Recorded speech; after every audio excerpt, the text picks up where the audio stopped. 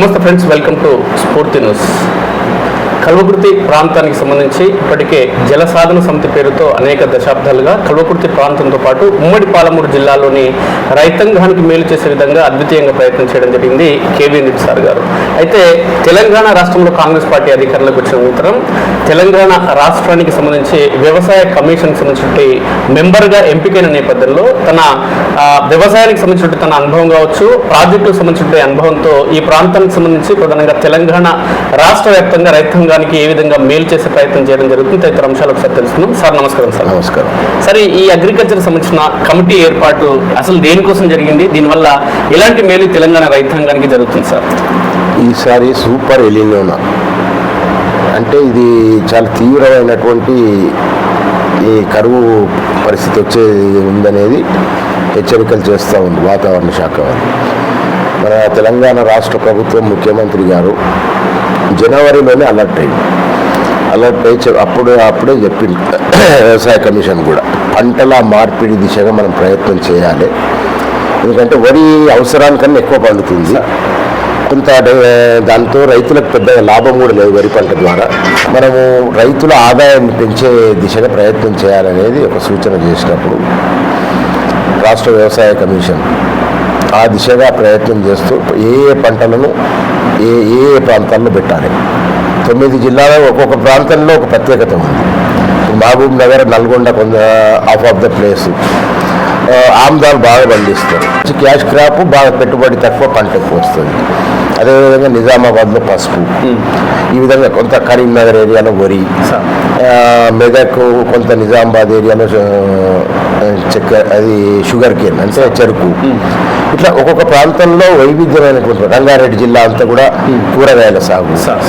So ఇవన్నీ తగ్గిపోయి అంతటా వరి పంట పెరగడం జరిగింది.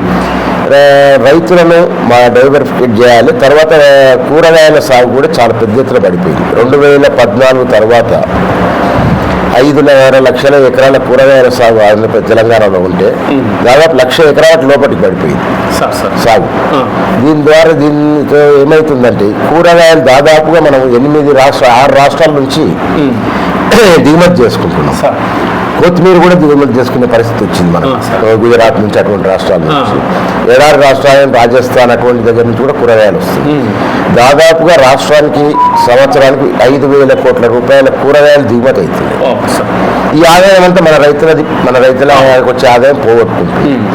కాబట్టి పంటల మార్పిడి దిశగా ప్రయత్నం చేయాలనే ఉద్దేశంతో ప్రయత్నం చేస్తున్నాం. ఈ ప్రభుత్వం మొదలే అలర్ట్ కావడంతో మొదలే కాషన్ ఇచ్చిన ప్రజలకు ఇప్పటికే పెసర, మినుము, ఇటువంటి చిరుధాన్యాలు ఇవన్నీ కూడా సబ్సిడీ మీద ఇప్పటికే వ్యవసాయ శాఖ రైతులకు అందించడం జరిగింది. మన కింది స్థాయిలో చూస్తే ఈరోజు ఈ ప్రాంతాలలో అంతా కూడా వరి పండించే రైతులు కూడా చాలా దగ్గరలో ఈ తక్కువ రోజుల వచ్చేవి ఏవైతున్నాయో 3-4 తల్లకు పంట వచ్చే పెసర కానీ, మినుము కానీ చాలా ప్రాంతాల్లో వేస్తున్నారు, కంది కానీ.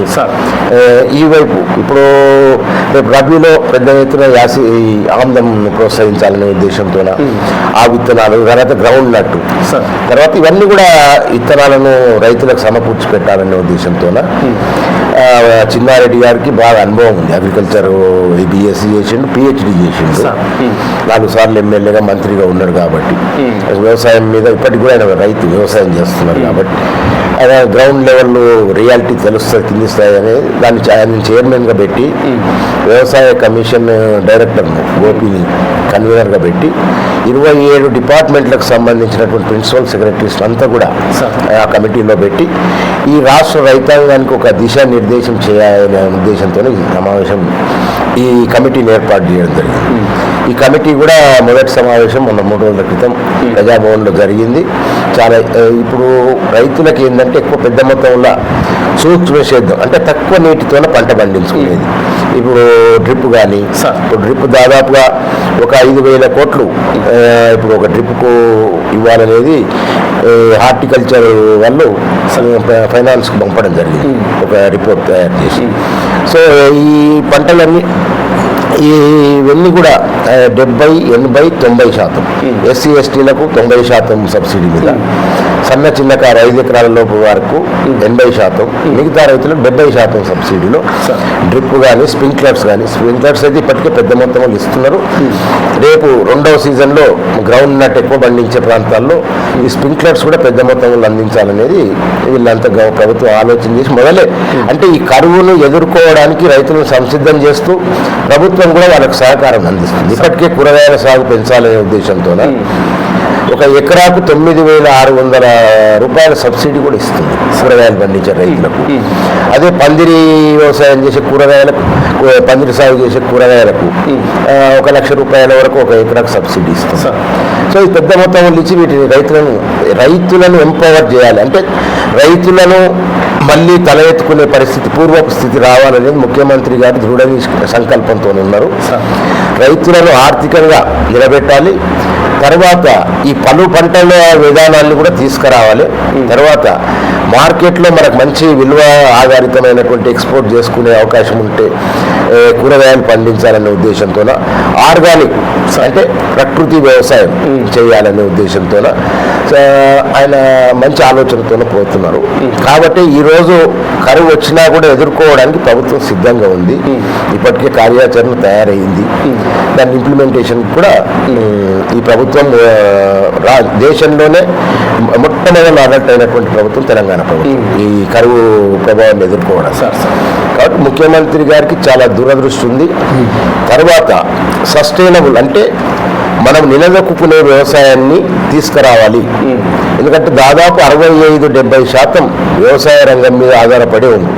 ఉద్యోగాలంటే ప్రభుత్వ ఉద్యోగాలు ఇంత ఎన్ని కూడా రాలేవు. ఇంత పెద్ద ఉపాధి ఇంకెక్కడ రాదు. కాబట్టి కొత్త విధానంలో ప్రకృతి వ్యవసాయం చేస్తున్నారు. ఇప్పుడు మన పక్కకి రంగప్రసాద్ గారని జూపల్లి దగ్గర, నెమలిగుట్ట దగ్గర ప్రకృతి వ్యవసాయం చేస్తున్నారు. 5 లేయర్ సిస్టమ్ సౌభాగ్య మోడల్లో చేస్తున్నారు. వాళ్ళు ఎకరాకు 7-8 లక్షల వరకు కూడా తీస్తారు. అంటే 2 ఎకరాల రైతు ఇవాళ ఆ విధమైనటువంటి వ్యవసాయానికి పోతే నీకు ఏ ఉద్యోగంతో అవసరం లేదు. భార్య, భర్త, పిల్లలు అంటే ఒక కుటుంబం సంతోషంగా బతకగలుగుతారు. అక్కడ ఈ సస్టైనబుల్ వ్యవసాయం ఏంటంటే ఈ నిలదొక్కునే వ్యవసాయం. అక్కడ నీకు ఒక 20-50 కోళ్ళు ఉండాలి, 5-10 గొర్రెలు, మేకలు, 4 ఆవులు, నీ 10 ఎకరాలలో 2 ఎకరాల లోపల ఒక 10 గుంటలు అంటే 1/4 ఎకరా గడ్డి పెట్టుకుంటే నీ మేకలు బతుకుతాయి, పశువులు బతుకుతాయి, నీ పొలానికి సరిపోయే ఎరువు వస్తుంది, పెట్టుబడి కూడా తగ్గిపోతుంది.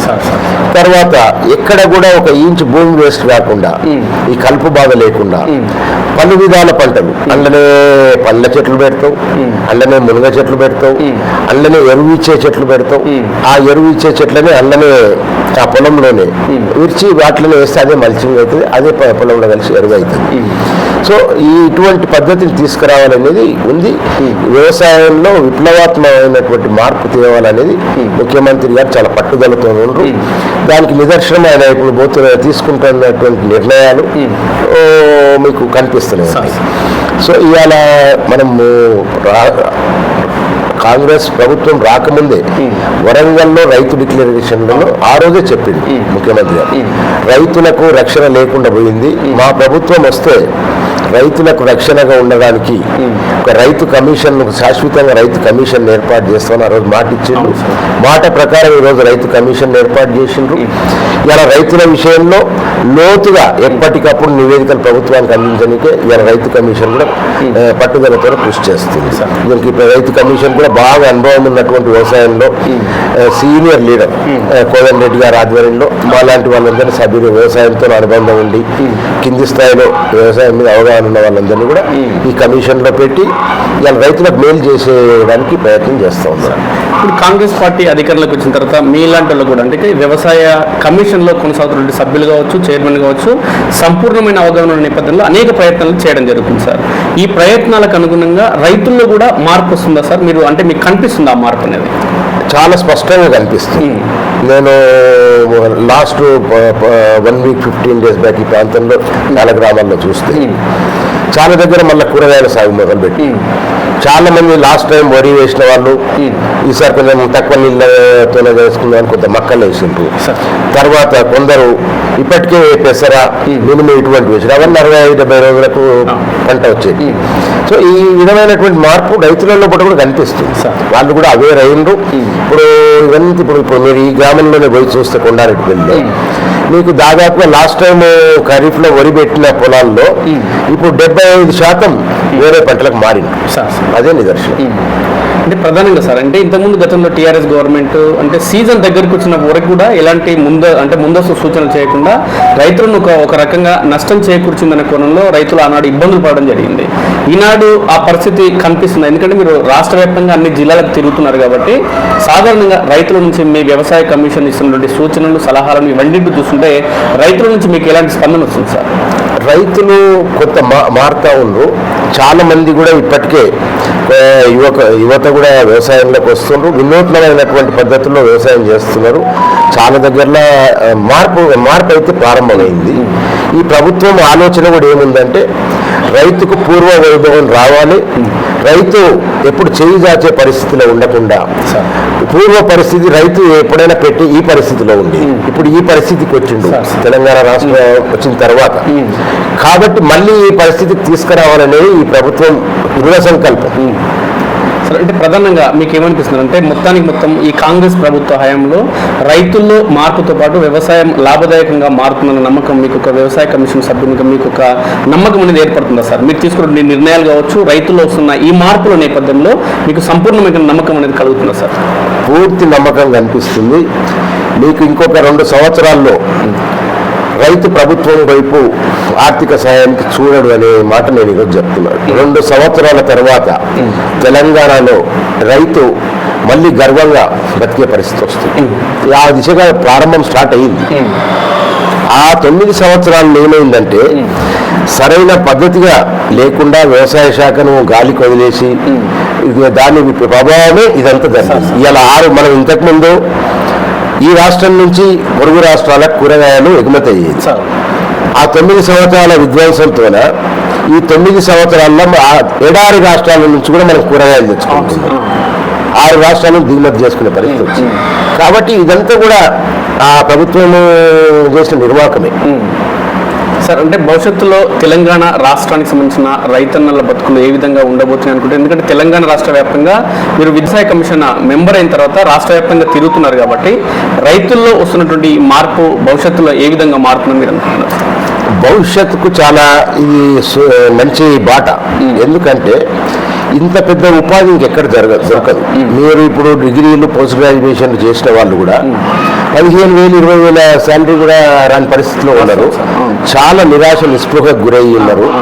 కాబట్టి అటువంటి 2 ఎకరాలు, 3 ఎకరాలు, 5 ఎకరాల రైతులు ఇప్పుడు వ్యవసాయం చేసే కొంతమంది యువకులను మేము చాలా దగ్గర చూస్తే ఈ సమగ్రమైనటువంటి వ్యవసాయం, సస్టైనబుల్ వ్యవసాయం 2 ఎకరాలు, 3 ఎకరాలు ఉంటే 4-5 ఆవులు, బర్రెలు, కొన్ని గొర్రెలు, మేకలు, కొన్ని కోళ్ళు, రోజు ఆదాయం వచ్చేది గుడ్లు, నాటు, అంటే ఇవన్నీ కూడా వాళ్ళ వ్యవసాయ క్షేత్రంలో అక్కడ అన్ని పండ్లు, రోజు కూరగాయలు, ఇట్లాంటివన్నీ చేసి వాళ్ళు ఒకరు నెలకు 1-2 లక్షల ఆదాయం తీసుకునే రైతులను కూడా మేము చాలా దగ్గర చూసినాం.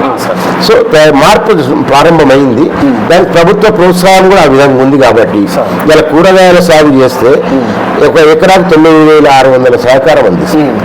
అంటే ఇదంతా ప్రభుత్వం ముందు చూపుతూనే పనిచేస్తున్నాయి కాబట్టి ఇది సాధ్యమవుతుంది. Thank you so much sir.